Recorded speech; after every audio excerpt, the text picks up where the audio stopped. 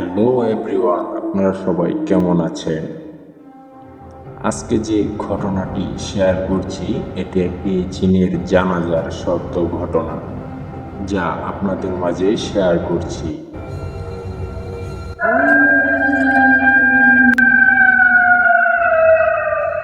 লেখক রহিম শেখ। ঘটনাটা তার বড় ভাইয়ের সাথে ঘটে। চলুন সরাসরি ঘটনায় চলে যায়। রহমান সাহেব একজন সরকারি কর্মকর্তা, ফ্যামিলি প্ল্যানিং এর একজন পরিদর্শক। মিটিংয়ে অংশগ্রহণ করতে থানা স্বাস্থ্য অফিসে গেছেন। মিটিং শুরু হতে দুপুর পার হয়ে গেল। রহমান সাহেব কর্মকর্তাদের আচরণে খুবই বিরক্ত। সময় জ্ঞান নেই বলে মনে মনে বিড়বিড় করতে লাগলো। আসলেই রহমান সাহেবের কি দোষ? থানা থেকে প্রায় তার বাড়ি 21 কিলোমিটার দূরে।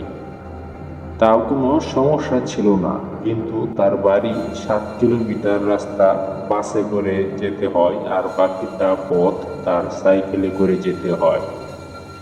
তাই সন্ধে হওয়ার আগেই যত তাড়াতাড়ি সম্ভব বেরিয়ে পড়া যায় ততই ভালো।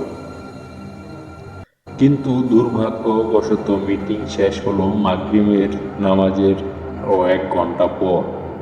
তো তাড়াতাড়ি অফিস থেকে বের হয়ে বাস স্ট্যান্ডে এসে দেখেন কোনো বাসই নেই। ঘড়িতে তখন প্রায় 8টা বাজে। গ্রামের শহরগুলোতে এটা একটা বড় সমস্যা। রাত 8টার পরে কোনো বাস বা কোনো গাড়ি ছাড়তে চায় না। তো মোটামুটি 8-10 জন লোক এক জায়গায় জড়ো হয়েছেন তারা যাওয়ার উদ্দেশ্যে, কিন্তু কোনো যানবাহন না পেলে তো সমস্যা। এমন সময় একটি অটো এগিয়ে আসলো তাদের দিকে। এই লোকগুলিকে একটি নির্দিষ্ট গন্তব্য পর্যন্ত ডাবল ভাড়ায় পৌঁছে দিতে রাজি হলো অটোওয়ালা। তো অটোতে বসে রহমান সাহেব খুবই দুশ্চিন্তা করতে লাগলো। রহমান সাহেব অটো থেকে নেমে নির্দিষ্ট গন্তব্যে নামলো। বাজারে নেমে কোনার চা পানের দোকানের দিকে পা বাড়াতে লাগলো রহমান সাহেব। থানা শহরে যাওয়ার সময় ওনার সাইকেলটা কোনার ওই চা পানের দোকানে রেখে যায়। দোকানদার হেকমত আলী খুবই ভালো মানুষ। কেউ ওনার দোকানের কাছে সাইকেল রিক্সা রেখে যায়, কিন্তু উনি দোকানের পাশাপাশি সেগুলিরও দেখাশোনা করেন, কিন্তু বিনিময়ে কারো কাছ থেকে কিছুই নেন না। রহমান সাহেব চায়ের দোকানে একটি চা খেয়ে দোকানদারের কাছ থেকে বিদায় নিয়ে বাড়ির উদ্দেশ্যে বেরিয়ে পড়ল। মনে মনে কিছুটা ভয়ও পাচ্ছিল সে, কারণ রাতটা অনেক অন্ধকার ছিল, আর সেই সময় মোবাইলের যোগাযোগও ছিল না। তার সাথে কোনো টর্চ লাইটও ছিল না। রহমান সাহেব একটি পান মুখে দিয়ে সাইকেল নিয়ে রওনা হলো গ্রামের উদ্দেশ্যে। আকাশে চাঁদ মাঝে মধ্যে কোথাও দেখা যাচ্ছে, মাঝে মাঝে কোথাও দেখা যাচ্ছে না। রাস্তায় যাওয়ার সময় তার ডান পাশে একটি গভীর জঙ্গল পড়ে, আর ডানের মুড়ে একটি বড় পুকুর আছে, অনেক পুরনো। আর তার কিছুটা সামনেই একটি গোরস্থান। যে গোরস্থানের কাছাকাছি গিয়েই সে মনে মনে একটু একটু ভয় পেতে লাগলো, কারণ এই গোরস্থান নিয়ে অনেক কথা প্রচলিত আছে।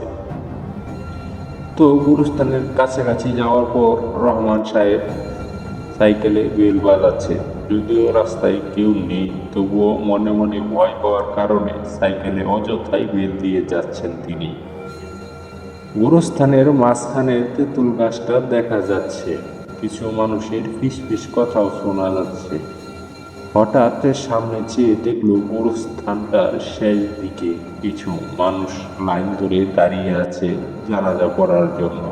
তাদের সামনে একটি লাশ। সে ভাবল হয়তো কেউ মারা গেছে, সেটার জন্য জানাজা হচ্ছে। তো সে সাইকেলটা একটা গাছের সাথে হেলান দিয়ে রেখে পাশের পুকুর থেকে অজু করে জানাজায় শরীক হয়। তো জানাজা শেষ অবস্থায় যখন আসসালামু আলাইকুম রহমতুল্লাহ বলল, বলার পর সে ওইখানে আর কাউকে তার আশেপাশে দেখতে পেল না। সে মনে মনে ভাবলো, এত তাড়াতাড়ি এই এতগুলি লোক কোথায় চলে গেল। তো কাউকে দেখতে না পেয়ে সে অনেক ভয় পেতে থাকলো এবং তার শরীর কাঁপতে থাকে। এবং সে যখন সামনের দিকে তাকালো, দেখলো সেই লাশটি হঠাৎ করে দাঁড়িয়ে গেল তার সামনে। এটা দেখার পর রহমান সাহেব ওইখানেই অজ্ঞান হয়ে যায়। এর কিছুক্ষণ পর তার সাইকেলটি রাস্তার পাশে পড়ে থাকতে দেখে ওই চার দোকানদার তাকে খুঁজতে থাকেন। কিছুক্ষণ পর তাকে ওই গুরুস্থানের পাশে অজ্ঞান অবস্থায় পড়ে থাকতে দেখে। পরে তার জ্ঞান ফিরে এলে তাকে জিজ্ঞাসা করা হয় কি হয়েছিল, সে এখানে কিভাবে আসলো। তখন সে এরকম ঘটনার বর্ণনা দিতে থাকে। তারপর দিন তার শরীরে অনেক জ্বর আসে, অনেক ওষুধ তাকে খাওয়ানো হয়, কিন্তু 2 দিন পরও তার জ্বর কমেনি। তো আমরা একজন বড় হুজুরকে আনলাম, কিন্তু হুজুর অনেকক্ষণ পর আমার বড় ভাই রহমানকে দেখে আমাদের কাছে এসে বলে, সে যে রাতে জানাজায় শরীক হয়েছিল সেটি একটি জিনের জানাজা ছিল। সে যাওয়াকে তারা জানাজাটি সম্পন্ন করতে পারেন, তাই তার বড় ভাইয়ের অনেক ক্ষতি করে ফেলেছে ওই জিনেরা। এই কথাগুলো বলার পর ওই হুজুর তাদেরকে বলে, এই রোগ আমার পক্ষে সারানো সম্ভব না, যদিও কিছু তেল পড়া আর পানি পড়ার একটা তাবিজ দিয়ে যাচ্ছি। এর একটু কিছুদিন বলে পর বড় হুজুর রহমান সাহেব মারা যায়। প্রিয় দর্শক, আজকে এই ঘটনাটি এই পর্যন্ত।